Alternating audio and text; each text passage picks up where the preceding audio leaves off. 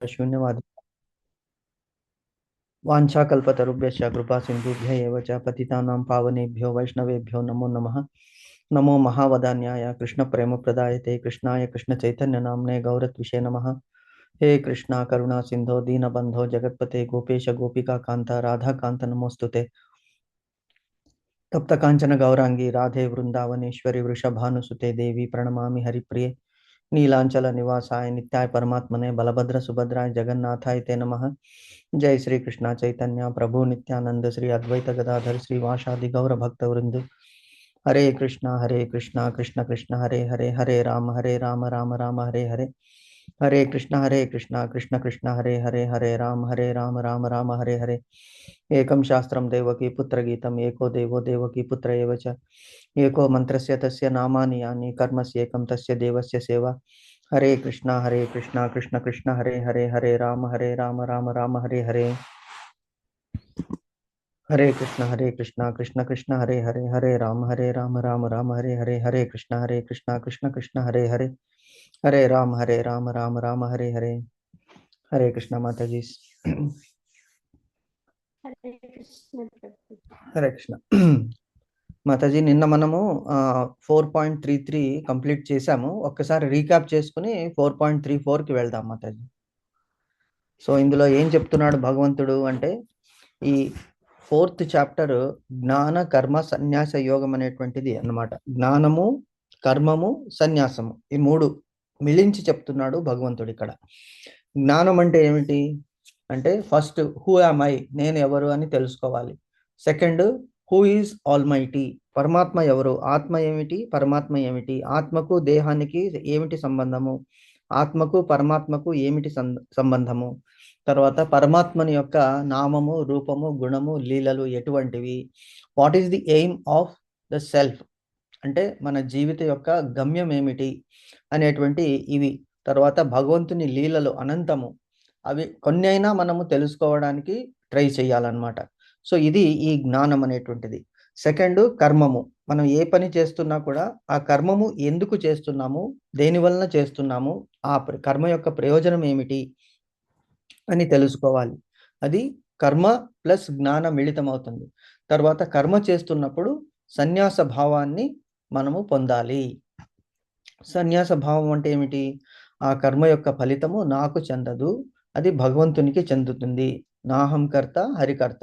So ఈ మూడు ఇందులో చెప్తున్నాడు భగవంతుడు. ఏ కర్మ చేసినప్పటికీ జ్ఞానంతో కూడినటువంటి కర్మ అతి ఉత్తమము. కాబట్టి జ్ఞాన యోగము, ఫస్ట్ జ్ఞానము గురించి మనము తెలుసుకోవాలి అని చెప్తున్నాడు భగవంతుడు. సో ఇందులో ఏమిటి నిన్న డిస్కస్ చేసింది మళ్ళీ ఒకసారి మనము డిస్కస్ చేద్దాం ఈరోజు. సో ఏమిటి, 4వ అధ్యాయంలో జ్ఞాన కర్మ సన్యాస యోగంలో 33వ శ్లోకము జ్ఞాన యొక్క సాధన యొక్క ప్రాముఖ్యతను తెలుపుతుందన్నమాట. అంటే జ్ఞాన సాధన, ఇప్పుడు మనం చేస్తున్నది జ్ఞాన సాధన. కనీసం రోజుకి ఒక శ్లోకము భగవద్గీత, ఒక శ్లోకము శ్రీమద్ భాగవతము, అందులో కూలంకుషంగా ప్రతి ఒక్క పదానికి అర్థము, ప్రతి పదార్థము, తర్వాత దాని భాష్యము, ట్రాన్స్లేషన్ అండ్ భాష్యము, పర్పోర్ట్ మనము అర్థం చేసుకుని అది ఫస్ట్ చదువుతాము. చదివిన తర్వాత దాన్ని మనము ధ్యానించాలి. ఏమిటి అసలు మనస్సులో తీసుకోవాలి. అది కేవలం చదవడము, పుస్తకాలు పేజీలు తిప్పడం కాదు. అందులో ఉన్నటువంటి మతం ఏమిటి, అందులో ఉన్నటువంటి భావం ఏమిటి, దానిని మనం ఎలా ఆచరణలో పెట్టగలము అనేటువంటిది జ్ఞాన యజ్ఞము కింద వస్తుందన్నమాట. సో దాని గురించి ఇక్కడ భగవంతుడు చెప్తున్నాడు. ఏమిటనేటువంటి శ్రేయాన్ ద్రవ్యమయాద్యజ్ఞాత్ జ్ఞానయజ్ఞ పరంతప సర్వం కర్మ అఖిలం పార్థ జ్ఞానే పరిసమాప్యతే. అంటే అన్ని కర్మలు కూడా జ్ఞానము వలన పరిసమాప్తి చెందుతుంది. అంటే ఎన్నో యజ్ఞాలు ఉన్నాయి. ఏమిటి, ద్రవ్య యజ్ఞం ఉన్నది, జపయజ్ఞం ఉన్నది, తపస్సు యజ్ఞం ఉన్నది, దాన యజ్ఞం ఉన్నది, అన్ని హోమాలు ఉన్నాయి, హోమాలు చేస్తున్నాము. అన్నిటికంటే ముఖ్యమైనటువంటిది జ్ఞాన యజ్ఞము. అంటే అర్జునుడు అడిగాడు కదా, నాకు డౌట్ ఉన్నది, కర్మము చేయాలా, జ్ఞానము చేయాలా, సన్యాసము చేయాలా అంటే, జ్ఞానముతో కూడినటువంటి కర్మ చేస్తూ ఆ కర్మ యొక్క ఫలితాలని ఆశించకుండా ఉండడమే సన్యాసం అవుతుంది. సో జ్ఞాన కర్మ సన్యాస యోగము మనిషికి, జీవులకి చాలా ఇంపార్టెంట్ అనేటువంటిది ఇక్కడ చెప్తున్నాడు.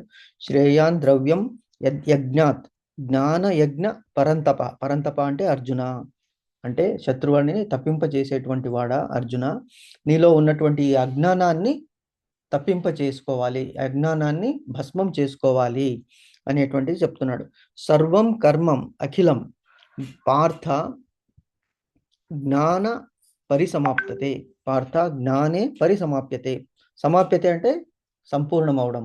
పరి అంటే ఉత్కృష్టమైనటువంటి, అంటే పరమము, సుప్రీం, అందులోకి పరివర్తన చెందుతుంది అని భగవంతుడు చెప్తున్నాడు అన్నమాట. తర్వాత ఇందులో మనము మా మీనింగ్స్ అన్ని చూసాము నిన్న. శ్రేయాన్ అంటే ఎంతో శ్రేష్టమైనది లేదా ఉత్తమమైనది. ద్రవ్యం అయాత్, ద్రవ్యం ఆయాత్ అంటే ద్రవ్యం అయాత్, భౌతిక వస్తువులు సంపదలతో కూడినటువంటిది మనం చేస్తున్నప్పటికీ. యజ్ఞాత్ బాహ్యము లేక యాంత్రిక యజ్ఞము, ఇవన్నీ కూడా యాంత్రిక యజ్ఞాలు అవుతాయి మనం చేస్తున్నవన్నీ కూడా భౌతిక ఇచ్చలు తీర్చుకోవడానికి. దానికంటే ఏమిటి ఇంపార్టెంట్? జ్ఞాన యజ్ఞము. అందుకే భగవంతుడు భగవద్గీతలో చెప్తాడు ఏమంటే, చతుర్విధ భజంతే మాం జన సుకృతినో అర్జున ఆర్థ జిజ్ఞాసు అర్థార్థి జ్ఞాని చ భరతర్షభ. లాస్ట్ హైయెస్ట్ పాయింట్ జ్ఞాని అంటే నలుగురు నా దగ్గరికి వస్తారు. ఎవరు? ఆర్తుడు. ఆర్తుడు అంటే భయభ్రాంతుడు అయినటువంటి వాడు, కష్టాలలో ఉన్నటువంటి వాడు. ఆర్తి, ఆర్తి అంటే కోరడము. ఏమిటి? శరణు కోరడము కానీ, భయముతో ఎవరైనా ఆ దరి చేరడం కానీ, ఆ మన ఏమిటి ఆశ్వాసన తీసుకోవడం కానీ, ఇది ఫస్ట్ ఆర్తులు అన్నమాట. ఆర్తులు అంటే ఇంకా దరిద్రులు అని కూడా వస్తుంది. ఆర్తులు అంటే దేనితో దరిద్రులు? భయముతో దరిద్రులు, డబ్బుతో దరిద్రులు, రిలేషన్స్తో దరిద్రులు, దేనితో అయినా కూడా కావచ్చు. ఆర్తులు అన్నమాట. కష్టాల్లో ఉన్నటువంటి వాళ్ళు అని బేసిక్గా అర్థం చేసుకోవాలి. ఆర్త. జిజ్ఞాసు అంటే ఓహో ఏదో ఉన్నది, అతి ఉన్నతమైనటువంటి జ్ఞానం ఉన్నది, భగవంతుడు అంటే ఎవరు అనేటువంటి కోరికతో. జిజ్ఞాస అంటే తెలుసుకోవాలనేటువంటి కోరిక అన్నమాట. అది. తర్వాత ఆర్త జిజ్ఞాసు. అర్థార్థి డబ్బులు కావాలి, జీవితాన్ని గడపడానికి, జీవితాన్ని నడపడానికి తప్పనిసరిగా ఆర్థం, డబ్బులు అనేటువంటిది తప్పనిసరి కావాలి. సో డబ్బులు గురించి కానీ. ఆర్త జిజ్ఞాసు అర్థార్థి. జ్ఞాని. జ్ఞాని అంటే ఇవన్నీ తెలుసు అతనికి. సరే, కష్టాలని భగవంతుడు తీర్చాడు. జిజ్ఞాసు, భగవంతుడు అంటే ఏమిటో కొద్ది కొద్దిగా తెలిసింది. తర్వాత ఆర్త జిజ్ఞాసు అర్థార్థి, డబ్బులు కూడా భగవంతుడు ఇచ్చాడు. రోటీ కపడా మకాన్, జీవితానికి కావాల్సినవన్నీ కూడా సమకూర్చాడు భగవంతుడు.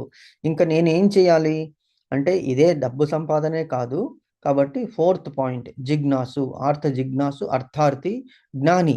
జ్ఞాని అనేటువంటి వాడు ఇవన్నీ తెలుసుకున్నాడు కాబట్టి we have reach the highest level in human Endeavour. మన ప్రయత్నాలలో హైయెస్ట్ లెవెల్కి వచ్చేసాము, అన్నీ భగవంతుడు ఇచ్చాడు.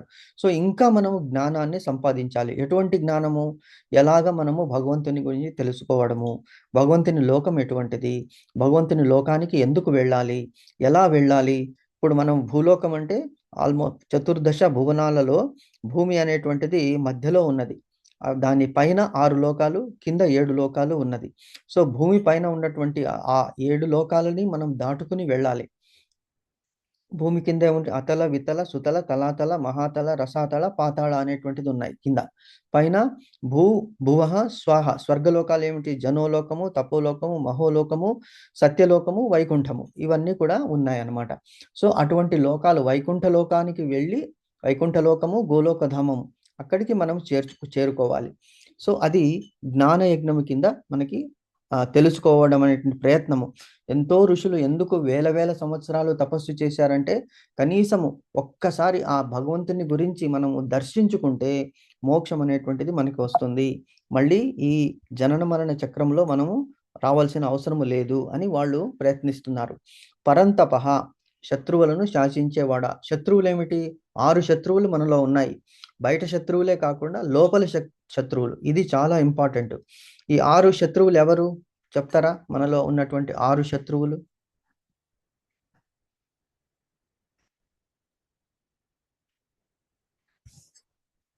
ఎన్నోసార్లు డిస్కస్ చేశాం. మీకు అట్లీస్ట్ ఒకటైనా తెలిస్తే చెప్పండి, ఒకటో రెండో. ప్రభుజీ ఈ క్రోధము, ఈర్ష్య, ద్వేషము ఇవన్నీ కదా. కరెక్ట్ మాతాజీ, వెరీ గుడ్, ఎక్సలెంట్. సో అరిషడ్ వర్గాలు, అరి అంటే శత్రువు, షడ్ అంటే 6 వర్గాలు, టైప్స్. అరిషడ్ వర్గాలు అంటే కామము, క్రోధము, లోభము, మోహము, మదము, మాత్సర్యము. అదే ఈర్ష్య అంటే మాత్సర్యం కిందకి వస్తుంది, జలసి. కామం అంటే డిజైర్, క్రోధము. కామము, డిజైర్ అంటే ఎప్పుడైతే మన కోరికలు తీరవో అప్పుడు మన మీద కోపం వస్తుంది, బయట వాళ్ళ మీద కూడా కోపం వస్తుంది. ఇది కూడా నేను చేసుకోలేకపోతున్నాను కదా అని. అందుకే కామము ఫస్ట్. అంటే we should not entertain any material desires. Material desires ఎందుకు ఎంటర్టైన్ చేయకూడదు అంటే భగవంతుడు మనకి ఎప్పుడు ఏది ఎలాగ ఇవ్వాలో అలాగ తప్పకుండా ఇస్తాడు అనేటువంటి నమ్మకము ఉండాలి భగవంతుని మీద. రక్షతి ఇది విశ్వాస. లేకపోతే ఏమవుతుంది, ఒక కోరిక తర్వాత ఇంకొక కోరిక, ఇంకొక కోరిక తర్వాత ఇంకొక కోరిక వస్తూనే ఉంటుంది.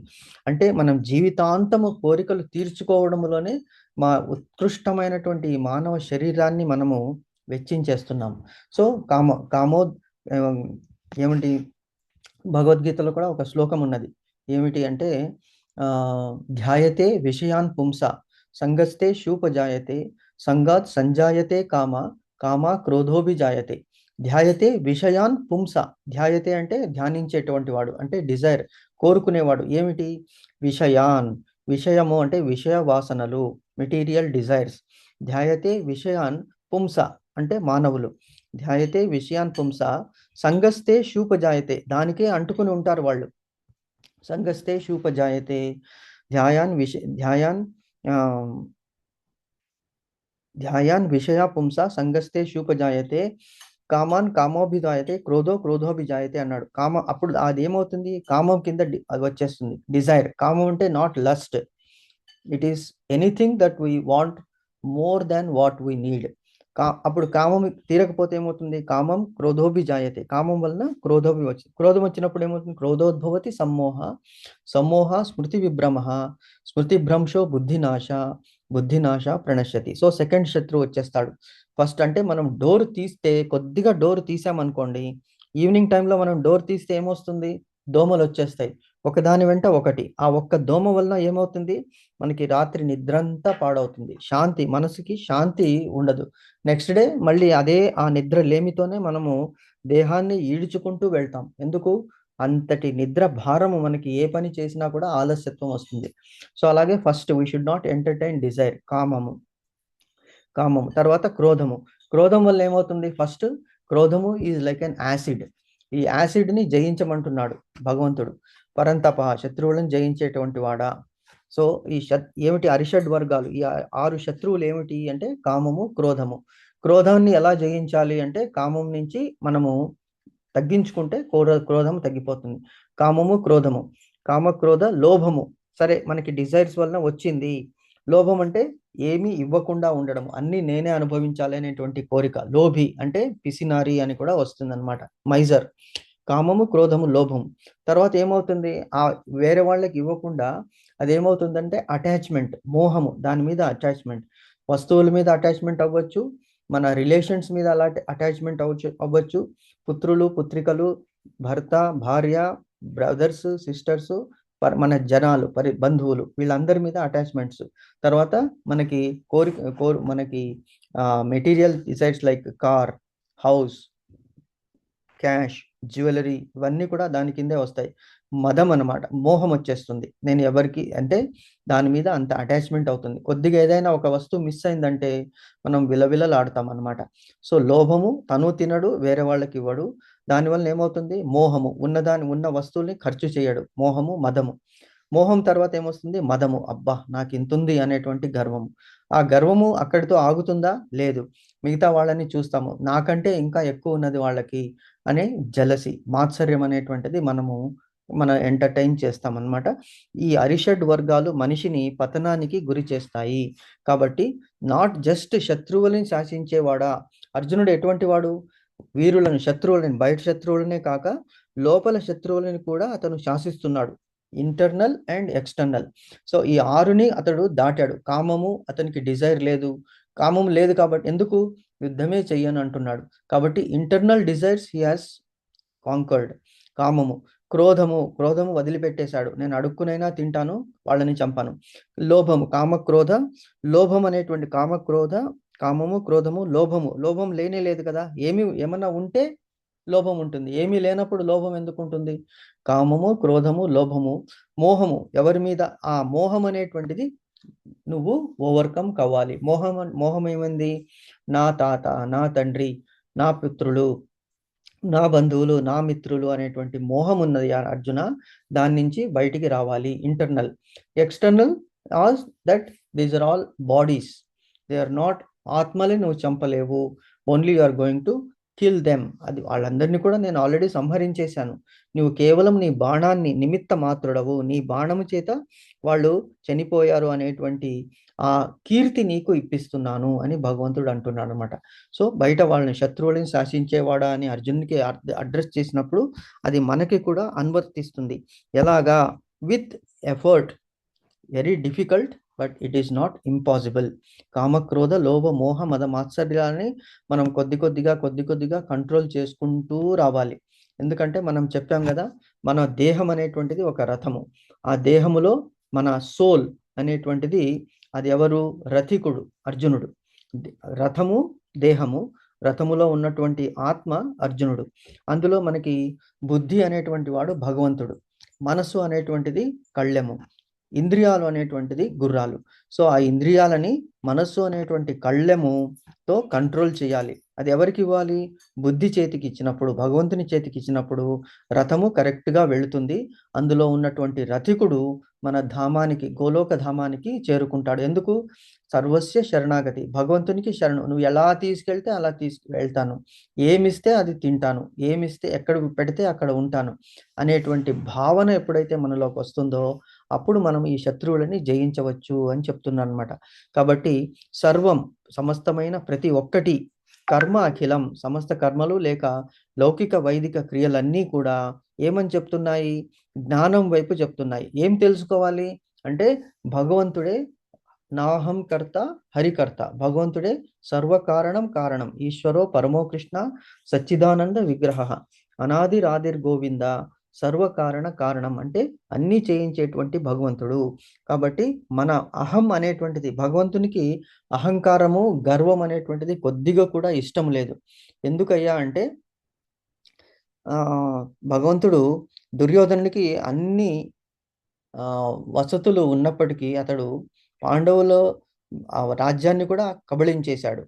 మరి రాయబారానికి వచ్చినప్పుడు భగవంతుడు, దుర్యోధనుడు ఆహ్వానిస్తాడు, నువ్వు నా అతిథిగా రావాలి, నా ఆహ్వానాన్ని మన్నించి నువ్వు తప్పనిసరిగా మా ఇంటికి భోజనానికి రావాలి అని పిలుస్తాడు. కానీ కృష్ణుడు ఏమంటాడు? శ్రీకృష్ణుడు, లేదు, నేను ఇప్పుడు రాయబారిగా వచ్చాను, వచ్చినప్పటికీ ఎవరికి? నేను పాండవ పక్షపాతిని. ఎందుకు? నేను ఆల్రెడీ వాళ్ళకి మాట ఇచ్చేశాను, వాళ్ళ వైపు రథాన్ని నడిపిస్తాను, ఆయుధాలు పట్టను, రథాన్ని నడిపిస్తానంటే నేను పాండవ పక్షపాతినని తెలిసిపోయింది. కాబట్టి శత్రువుని ఇంటిలో భోజనం చేయకూడదు అని చెప్తాడు. కానీ బేసికలీ కలి యొక్క అక్కడ ఏమిటి ఉన్నది? భగవంతుడు ఎందుకు తీసుకోవట్లేదు? ఒకవేళ అతని విందుని ఆరగించి ఉంటే అతనిలో ఉన్నటువంటి దుర్గుణాలు, భగవంతునికి ఏ గుణాలు అంటవు, అయినప్పటికీ మనకి చెప్పడానికి, ఎందుకంటే నాటకం ఆడుతున్నాడు భగవంతుడు తన అవతారాన్ని తీసుకుని. అయినప్పటికీ మానవ అవతారం ఉన్నప్పుడు చెప్తున్నాడు, అతని ఉప్పు తింటే అతనికి నేను రుణపడి ఉండాలి. ఎలాగా? రామాయణంలో చూసుకోండి, రామాయణంలో ఏమన్నాడు భగవంతుడు?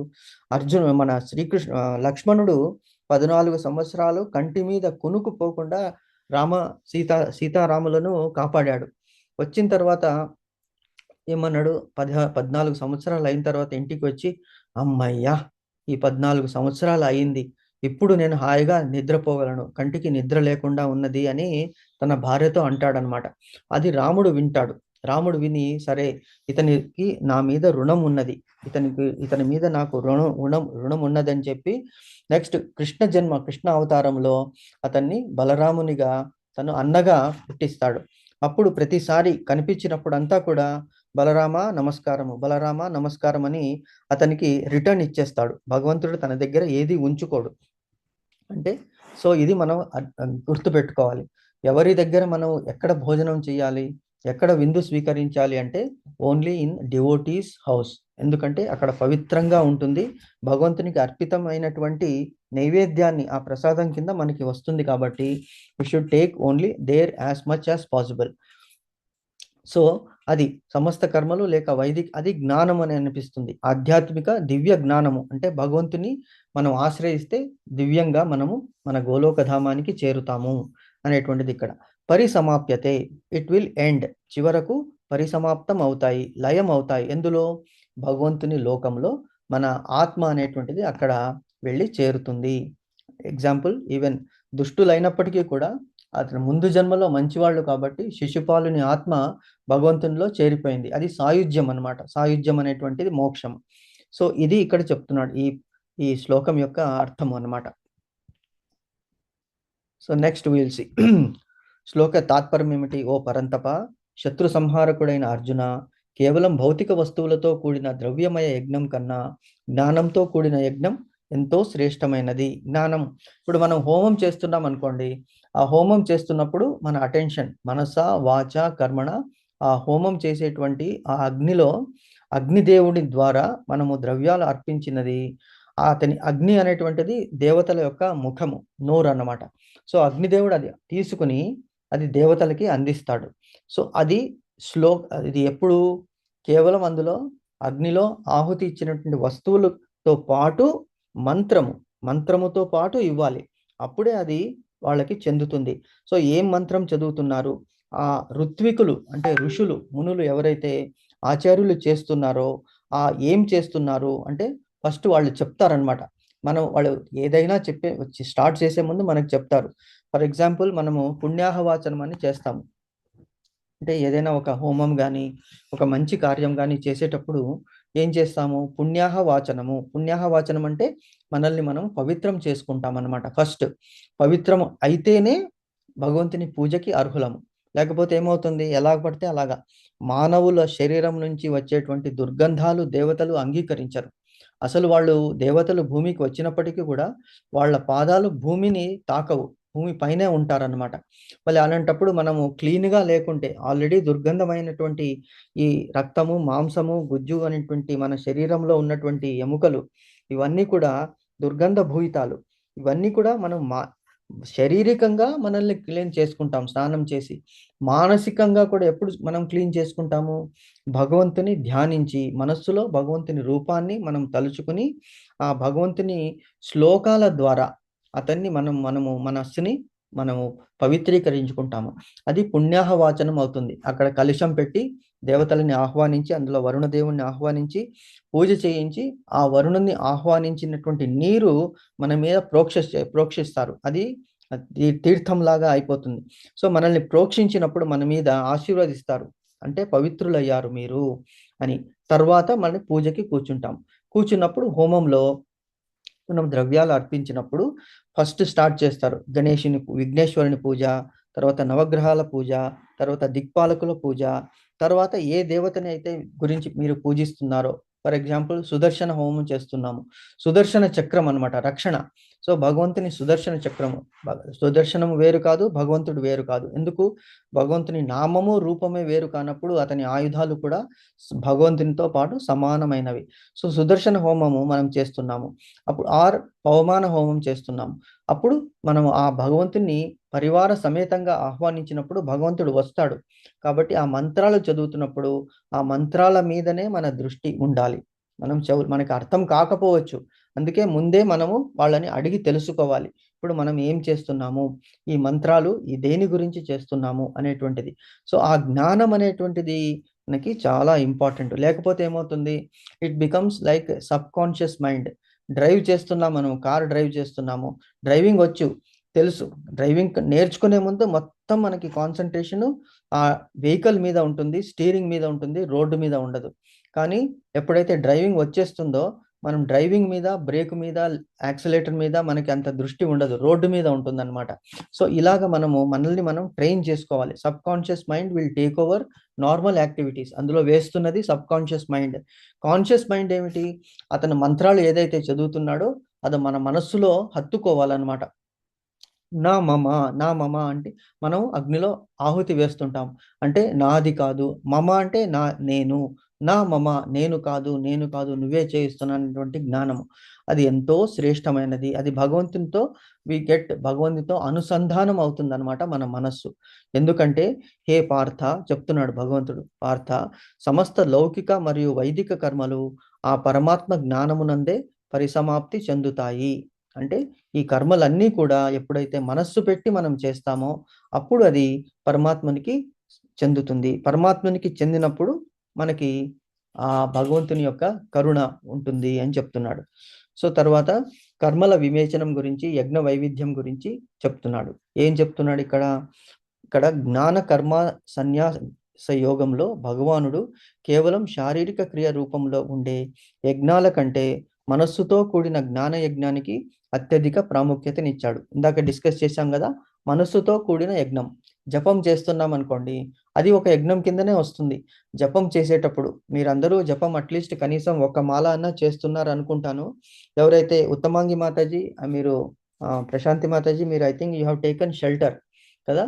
షెల్టర్ తీసుకున్నప్పుడు కనీసం మనము రోజుకి 16 మాలలు జపం చేయాలి. జపం చేస్తున్నప్పుడు అంటే టైం చూసుకోండి, ఏ టైంలో మీకు వీలవుతుందో ఆ టైంలో మనం, అంటే కంటిన్యూస్గా 16 మాలలు ఒక్క దగ్గరే కూర్చొని చేయాలని లేదు, ఎందుకంటే it may not be possible. So ఎప్పుడైతే కనీసం 2 మాలలు చేయడానికి ఎంతసేపు అవుతుంది? Maybe 15 minutes. Each Mala 6 to 7 minutes, అంటే 15 మినిట్స్లో 2 మాలలు.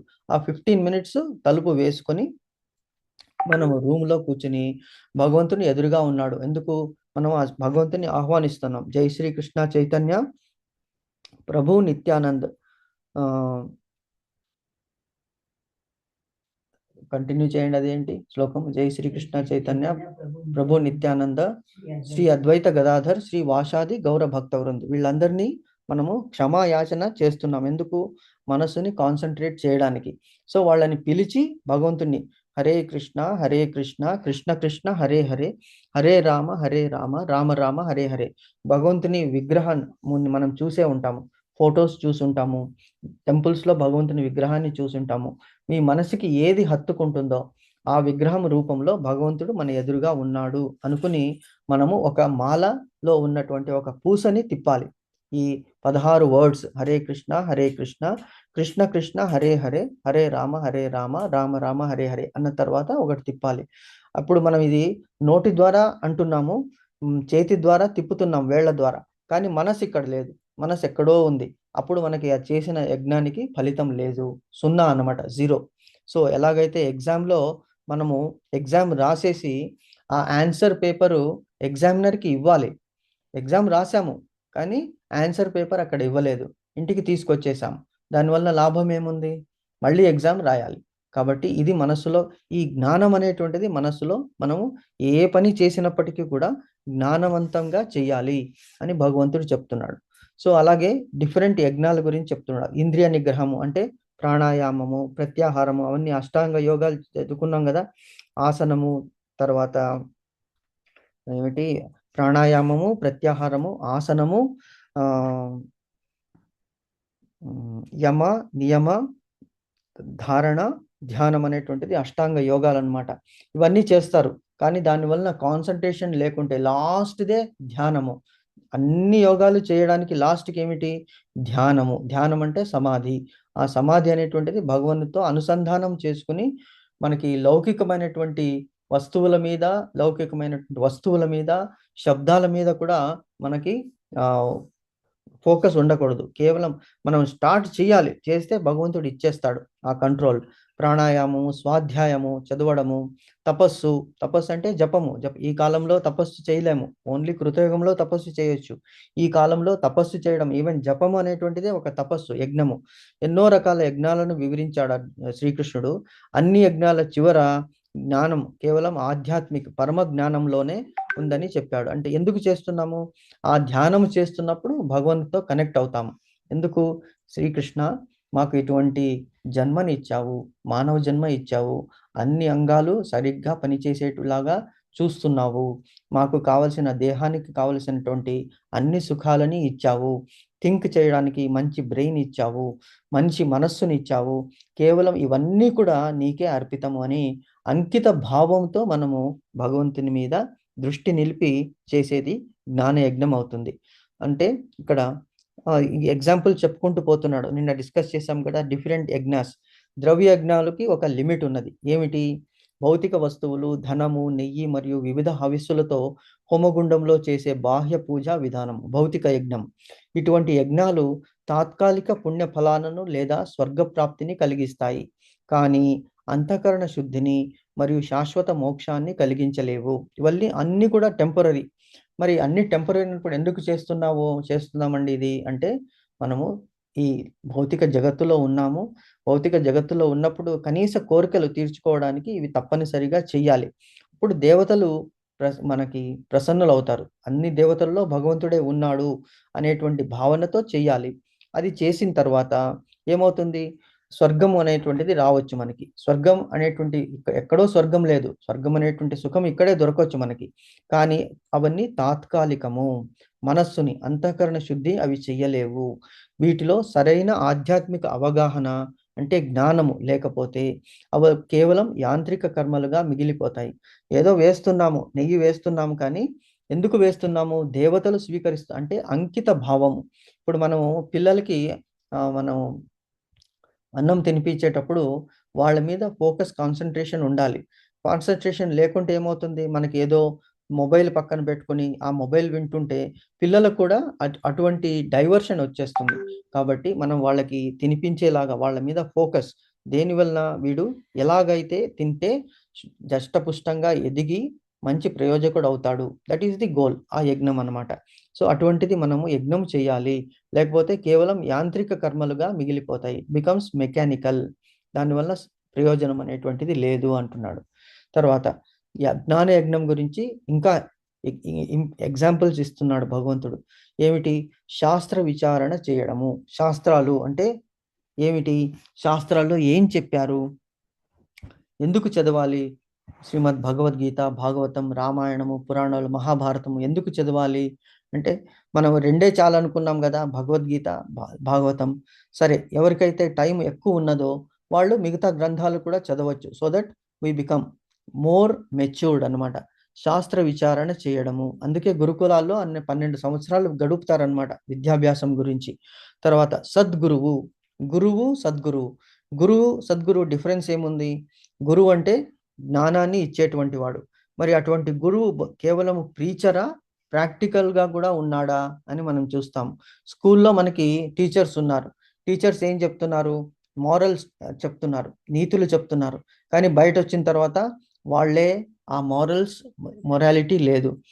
సిగరెట్ తాగడం కానీ, ఆల్కహాల్ తీసుకోవడం కానీ, మిగతా నాన్ వెజిటేరియన్ తీసుకోవడం కానీ ఇక్కడ చెప్తున్నారు, కానీ ప్రాక్టీస్ చేయడం లేదు. కాబట్టి వాళ్ళు సద్గురువు కాలేరు. ఎవరైతే చెప్పినట్టుగా చేస్తున్నాడో అతను సద్గురువు. అండ్ అతను తన సొంత బుద్ధితో కాకుండా పరంపరల ద్వారా అభ్యసించినటువంటి విద్య, అంటే తన సొంత బుద్ధితో కాకుండా ఏమని గురువులు చెప్పారో అదే ఉన్నట్టుగా చెప్పేటువంటి వాడు సద్గురువు అని చెప్తున్నారు ఇక్కడ. వాళ్ళ ద్వారా ఏమిటి? పరమాత్మ తత్వాన్ని తెలుసుకోవడం మరియు బుద్ధితో దైవాన్ని నిరంతరంగా ధ్యానించడాన్ని జ్ఞానయజ్ఞం అంటారు అని చెప్తున్నాడు. తర్వాత బాహ్య వస్తువులతో అవసరం లేదు దీనికి. మనస్సును మరియు అహంకారాన్ని భగవత్ జ్ఞానం అనే అగ్నిలో ఆహుతి చేయడమే దీని పరమార్థం. అహంకారం ఉన్నప్పుడు ఈవెన్ మనకి చాలా ఎగ్జాంపుల్స్ ఉన్నాయి. దుర్యోధనుని అహంకారాన్ని భగవంతుడు ఎలాగ అణిచాడు? తన్ని కట్టివేయడానికి మన రాయబారిగా వెళ్ళినప్పుడు తనని కట్టడానికి ఆ దుష్ట చతుష్టయము ఆ సైనికులందరినీ సమావేతపరిచి శ్రీకృష్ణుని కట్టి పడివేద్దాము, అప్పుడు యుద్ధంలో జయం మనకే. ఎందుకు? శ్రీకృష్ణుడు ఎప్పుడైతే పాండవుల దగ్గర ఉంటాడో వాళ్ళు చెప్తూనే ఉంటాడు, ఆయనకి సలహాలు ఇస్తుంటాడు. వాళ్ళు శ్రీకృష్ణుని చూసుకునే వాళ్ళంతా విర్రవీగుతున్నారు, యుద్ధానికి రెడీ అయ్యారు అని. శ్రీకృష్ణుని కనుక మనం బంధిస్తే అప్పుడు పాండవులు తప్పనిసరిగా ఓడిపోతారని ప్లాన్ చేస్తాడు. అప్పుడు ఏం చేస్తాడు శ్రీకృష్ణుడు? తన నిజ రూపాన్ని చూపిస్తాడు. అంటే అన్ని చోట్ల శ్రీకృష్ణుడే కనిపించేటప్పటికీ వాళ్ళకి ఏం చేయాలో తెలియదు అనమాట. సో అహంకారాన్ని అణిచివేశాడు. అలాగే అర్జునునికి కూడా ఒక్కొక్కసారి అహంకారం వచ్చినప్పుడు శ్రీకృష్ణుడు అతనికి తెలిపాడనమాట అహంకారం. అది ఇంతకు ముందు కూడా మనం ఎగ్జాంపుల్ చెప్పుకున్నాం. శ్రీకృష్ణుడు ఒక యజ్ఞం చేస్తున్నప్పుడు నన్ను ఎవరు డిస్టర్బ్ చేయొద్దు అర్జున, నువ్వే ఉండి నివారించు అన్నప్పుడు ఒక బ్రాహ్మణుడు పరిగెత్తుకుంటూ వస్తాడు. వచ్చి శ్రీకృష్ణుని చూడాలి, శ్రీకృష్ణుడే నా బిడ్డలని రక్షించాలి, ప్రసవించిన ప్రతిసారి నా బిడ్డను ఎవరో తీసుకెళ్ళిపోతున్నారు అంటే అర్జునుడు అంటాడు, నేను రక్షిస్తాను పద అంటే, లేదు నీ చేత కాదంటే, ఒకవేళ నేను చేత కాకపోతే నేను ప్రాయోపవేశం చేస్తాను, అగ్నిలో నేను దూకేస్తానని చెప్తాడు. అతను సరే అని తీసుకెళ్ళినప్పుడు అతనికి ఆ ప్రసవం అవుతుంది. అవిన వెంటనే బిడ్డ మాయమైపోతుంది. అతడు శరపంజరంతో భేదమైన వజ్రాన్ని కూడా వజ్రం ఒక శరపంజరాలతో నిర్మిస్తాడు ఒక గృహాన్ని.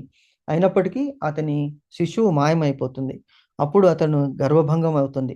శ్రీకృష్ణుడు వెళ్ళి ఆ శిశువుని తీసుకుని వస్తాడు. ఆ శిశువుతో పాటు మిగతా శిశువులందరినీ కూడా తీసుకుని వచ్చినప్పుడు అర్జునునికి గర్వభంగం అవుతుంది. అప్పుడు అది అంటే అహంకారం అనేటువంటిది మనము ఎవరికైనా ఇది మాయ యొక్క ప్రభావం అని మనం ఎగ్జాంపుల్ చెప్తున్నాం, కానీ అది ఒక దృష్టాంతము మట్టుకే. కాబట్టి భగవత్ జ్ఞానం అనే అగ్నిలో మన అహంకారాన్ని ఆహుతి చేయాలి. అంటే తేన విన తృణమపి నా చలతి. ఏమిటి మనకి శిక్షాష్టకంలో ఉన్నది కదా, ఎలా ఉండాలి మనము? గడ్డిపోచలాగా ఉండాలి. తరోరపి సహిష్ణున అమానీన మానదేన ఏమిటి అమానీన మానదేన కీర్తనీయ సదాహరి అని చెప్తాడనమాట. సో అలాగ ఉండాలి. గడ్డిపోచలాగా మనం వంగి ఉండాలి. తరువులాగా చెట్టులాగా సహిష్ణుత అనేటువంటిది తెలుసుకోవాలి. అప్పుడు అహంకారం దూరం అయిపోతుంది అనమాట. అప్పుడు జ్ఞానం అనేటువంటిది మనలో వస్తుంది. సో ఇందులో ఎగ్జాంపుల్స్ చెప్తున్నాడు. ఏమిటి? జ్ఞానము, చిత్తశుద్ధి, పరమం. ఇది క్లియర్గా లేదు ఎందుకో, ఒక నిమిషం చూస్తాను.